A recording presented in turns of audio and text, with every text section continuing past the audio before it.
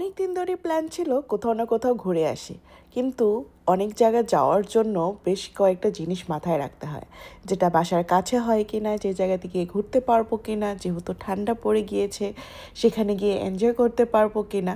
তো হুট করেই ডিসিশন নেওয়া হলো যে আমরা একটা সুন্দর জায়গায় ঘুরতে যাব। আর এই সুন্দর জায়গাটা সন্ধান আমার হাজবেন্ডই দিল। ওই বের করলো হঠাৎ করে যে চলো আমরা ঘুরে আসি। আর যেহেতু লং উইকেন্ড ছিল, সাধারণত লং উইকেন্ডগুলো হয় যদি একটা স্যাটারডে সানডের পরে যদি কোনো সরকারি বন্ধ থাকে, তখন আমরা সেটাকে লং উইকেন্ড বলি। তো ফ্রাইডে নাইটে চলে যাওয়া হয়, শনিবার রবিবার থাকার পর সোমবারে বিকেলের দিকে মানুষ সাধারণত রওনা দেয়।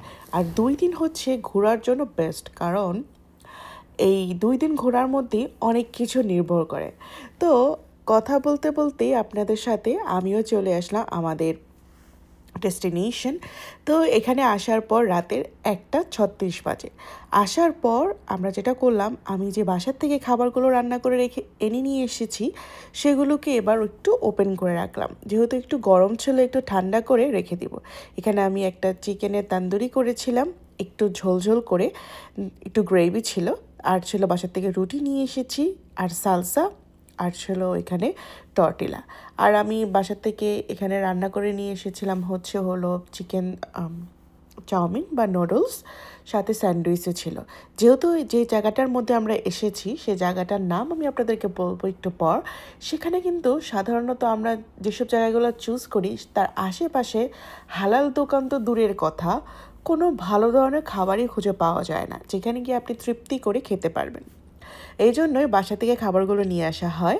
তো আমরা রাতে ডিনার করে দেন ঘুমিয়ে পড়লাম, কারণ ঘুমোতে ঘুমোতে অনেকটা রাত হয়ে গিয়েছিল। যেহেতু রাতের 1:30 বাজে আমরা এসেছি, আর মোহাম্মদ ঘুমোতে চাচ্ছিল না, খুব এক্সাইটেড ছিল।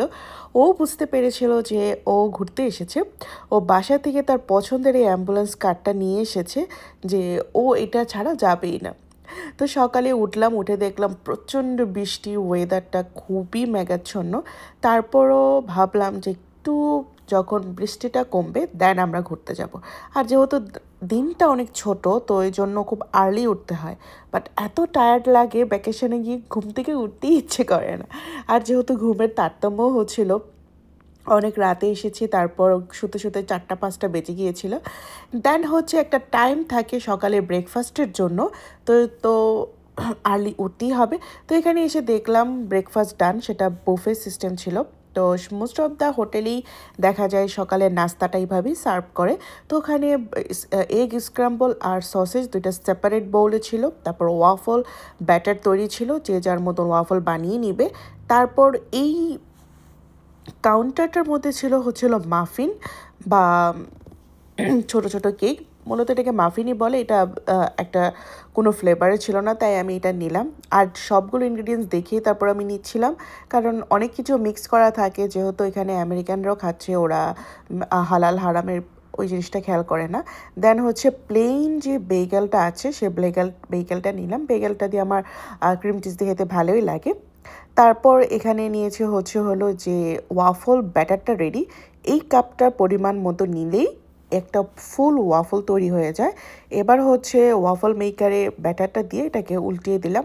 এর ফাঁকে ফাঁকে অন্যান্য যে খাবারগুলো আছে সেগুলো নিয়ে নিলাম। আর এই এগ স্ক্রাম্বলটা সাধারণত তারা ওয়াটার দিয়ে বানায়। আর তারপর সিরাপ জ্যাম যা যা লাগবে বেগেলের সাথে খাওয়ার জন্য সেটা নিয়ে নিলাম। আর বলতে বলতে এখানে ওয়াফলটা রেডি হয়ে গিয়েছে। ওয়াফলের সবচেয়ে মজার পার্ট যেটা ক্রিস্পি জিনিসটা, তাই গরম গরম এটা খেয়ে ফেলতে হয়।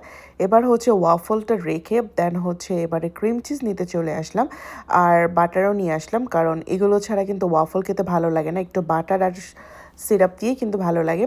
তারপর যা যা হালাল মিল ছিল এখানে টক দই যেটা ছিল ইয়োগার্ট সেটা নিয়েছি। আসলে এখন এবার সবগুলো ইনগ্রিডিয়েন্টস চেক করে নিচ্ছিলাম। চেক করে দেখলাম যা যা হালাল সেই জিনিসগুলো নিলাম। তো এখানে ক্রিম চিজটা হালাল ছিল, ফিলাডেলফিয়ার ছিল। তারপর বেগেল দিয়ে সেটা ব্রেকফাস্টটা করলাম। দেন একটা ওয়াফল নিলাম উপরে সিরাপ দিয়ে। দেন বাটার দিয়ে সেটা সার্ভ করলাম। এটা দিয়ে কিন্তু খেতে কিন্তু বেশ লাগে, বাটারটা একটু মেল্ট থাকলে আরও বেশি ভালো লাগে। তো এবার আস্তে আস্তে ব্রেকফাস্ট করলাম। মোস্ট অফ দ্য টাইম তো তাড়াহুড়াই লেগে থাকে। আমরা আজকে যে ব্লগটা শেয়ার করব আপনাদের সাথে সেটা হলো আমাদের ভ্যাকেশনের ফার্স্ট পর্ব। আর এই ভ্যাকেশনের ফার্স্ট পর্বতে হলো আমরা কোথায় গেলাম সেটা মানে সকালের পর্বটা দেখাবো। তারপর বৃষ্টি কমার পর সেকেন্ড পর্বটা শুরু হবে নেক্সট কোনো একটা দিনে, আমি আপনাদের সাথে শেয়ার করব। তো এখানে আমি এগ স্ক্র্যাম্বলের সাথে সল্ট অ্যান্ড পেপার দিয়ে খেয়েছি, কারণ সাধারণত এগ স্ক্র্যাম্বলে তারা তার মধ্যে কোনো সল্ট আর পেপার অ্যাড করে না, সবাই সবার পছন্দ মতো অ্যাড করে খায়। দেন জুস নিয়ে আসলাম। এবার মোহাম্মদকে একটু দুধ সিরিয়াল খাওয়ানোর চেষ্টা করছিলাম, বাট সে একদম খায়নি, কারণ দুধটা ছিল 2% মিল্ক আর তার কাছে সেই স্বাদটা লাগেনি। তাই আমি একটু খেয়ে দেখলাম যে না, আসলেই না খাওয়ার কারণ।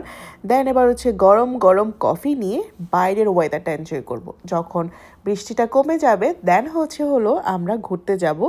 আমরা যেটা দেখার জন্য এখানে এসেছি, আর আমরা যেখানে এসেছি সেটা আমাদের বাসা থেকে like 5 hours far. So next পর্ব দেখার জন্য অবশ্যই আপনারা ওয়েট করবেন। আমার মতন আপনারাও এই ভিডিওটা দেখার জন্য এক্সাইটেড কিনা আমি সেটা দেখব। অনেক দিন পর আবার ব্লগ নিয়ে হাজির হয়ে গিয়েছি, তাই ভাবলাম ফার্স্ট পর্ব দিয়ে স্টার্ট করি, দেন সেকেন্ড পর্ব থার্ড পর্ব তো আসবে ইনশাল্লাহ। তো যেহেতু বাইরে এখনও অনেক বাতাস আর ঠান্ডাও হালকা হালকা আছে, তাই ভাবলাম এখানে বসে কফিটা এনজয় করি, তারপর রুমে গিয়ে রেডি হয়ে দেন রওনা দিব যেই জায়গাটার জন্য এসেছি এখানে ঘুরতে। আমি এখানে বসে বসে কফি খাচ্ছি আর ওর বাবা ছেলেরা ওখানে বসে খেলা করছিল। আসলে মোহাম্মদ এই যে অ্যাম্বুলেন্স কারটা নিয়ে এসেছে সেটা কিন্তু যখন চলে একটা আওয়াজ করে, হুইসেল দেয়, তো এটা মোহাম্মদের খুব প্রিয়। তো সে এখানে এই যে ঢালু জায়গাটা আছে সেই জায়গাটার মধ্যে বসে বসে খেলা করছিল। তারপর আমি চলে আসলাম উপরে রুমে রেডি হতে। এবার আমরা রেডি হয়ে চলে যাব যে জায়গায় ঘুরতে যাব সেখানে। খাবার কিছু নিয়ে নিয়েছি, কারণ সেখানে তো খাবার পাওয়া যায় না, এমনকি সেখানে গিয়ে ইন্টারনেটও কাজ করে না, নেটওয়ার্কের একদম বাইরে। তারপর এখন বৃষ্টি কমার পর রওনা দিলাম। এটাই ছিল আমাদের ফার্স্ট পর্ব। খুব তাড়াতাড়ি আপনাদের সাথে সেকেন্ড পর্ব নিয়ে হাজির হয়ে যাব। আশা করি আপনারা সেকেন্ড পর্বটাও খুব এনজয় করবেন। ভালো থাকবেন, দেখা হবে নেক্সট ব্লগে। আজকে এ পর্যন্ত, আল্লাহ হাফেজ।